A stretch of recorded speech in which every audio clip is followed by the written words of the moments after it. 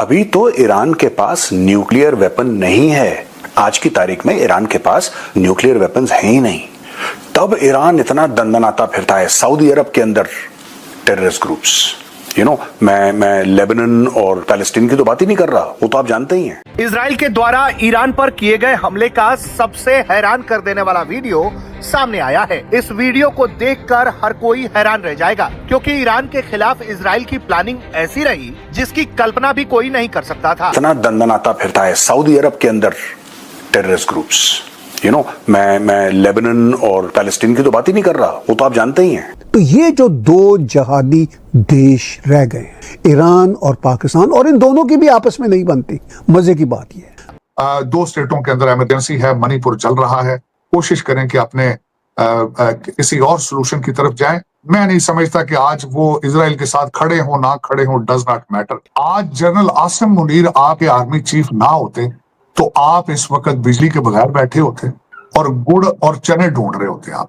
Sir, इससे ज्यादा ये है ना कि अगर ये मुकम्मल तौर पे ईरान की तरफ गए, और इन्होंने ईरान के लिए, आपको पता ही है, ये तो पहले फलस्तीन के लिए भी नारे लगाते रहे। नहीं, मेरा नहीं ख्याल कि ईरान के हक में कोई हम बहुत ज्यादा जाएंगे।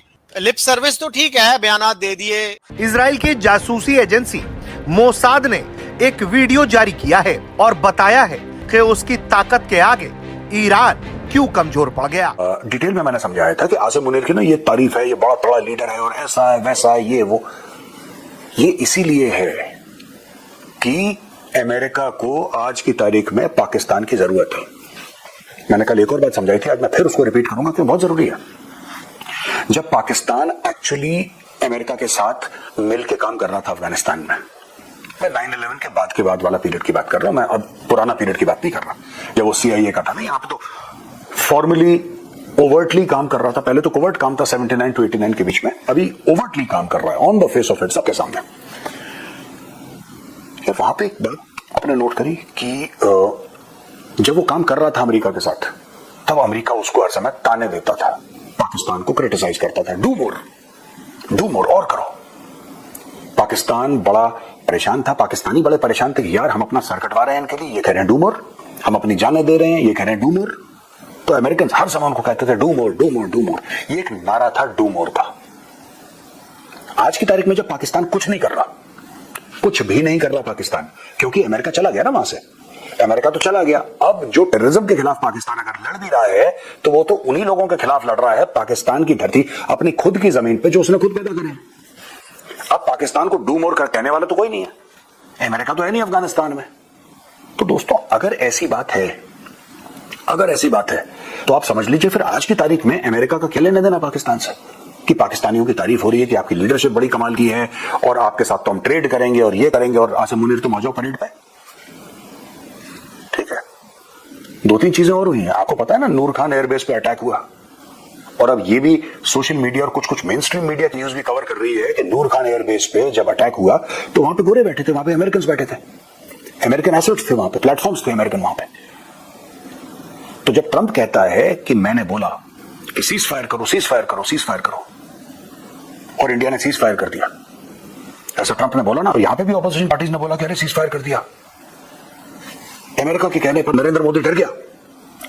अमेरिकन एसेट्स नूर खान बेस में क्या कर रहे थे? पहले आपको यह समझना पड़ेगा कि अमेरिकन एसेट्स नूर खान बेस में क्या कर रहे थे, उनको क्या करना था।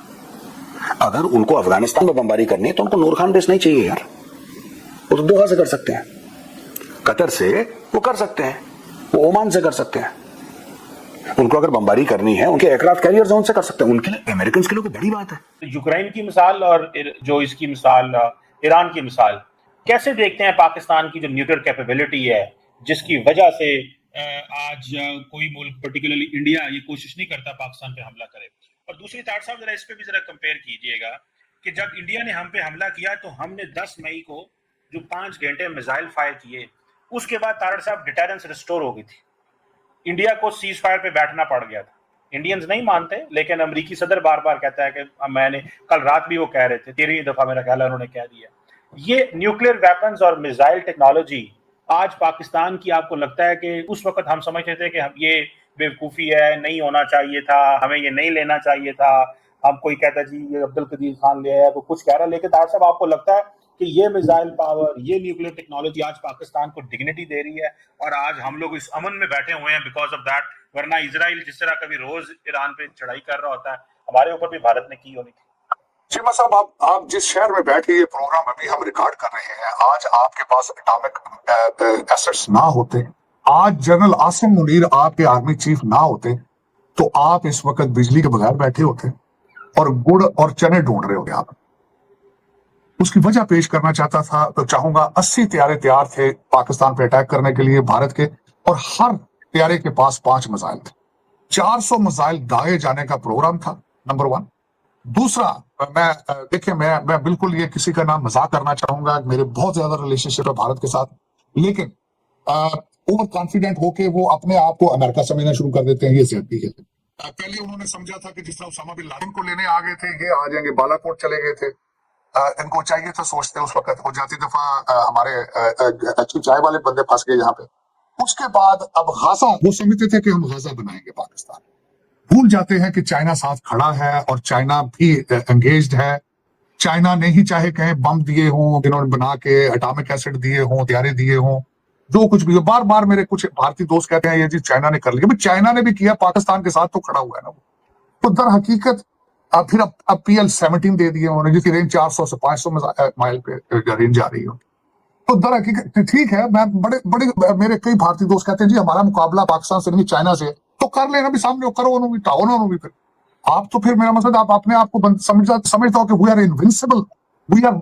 अब ये सोच मैं पूछ, कहते हैं डोनाल्ड ट्रंप फॉलो हमें करता है, कहते हैं अमेरिका गाइडलाइन भारत की लेके चल रहा है। अब कुछ दिनों बाद इन्होंने कहना शुरू कर दिया अमेरिका की तरक्की का सीक्रेट ही इंडिया है। मैं मानता हूं ये बात आपकी कि आपका डायस्पोरा यहाँ पे पढ़ा लिखा आता है, लेकिन वो अमेरिकन हो जाते हैं। यहाँ पे जितने भारतीय निजात कांग्रेसमैन है, majority they are not aligned with Indian policy, बल्कि वो क्रिटिसाइज करते हैं बार बार, कहते हैं बॉर्न हियर अमेरिकन और उनका मुस्तकबिल अमेरिका के साथ है। जलंधर तो जाके इलेक्शन नहीं लड़ना, उन्हें इतने इलेक्शन लड़ना है अमेरिका।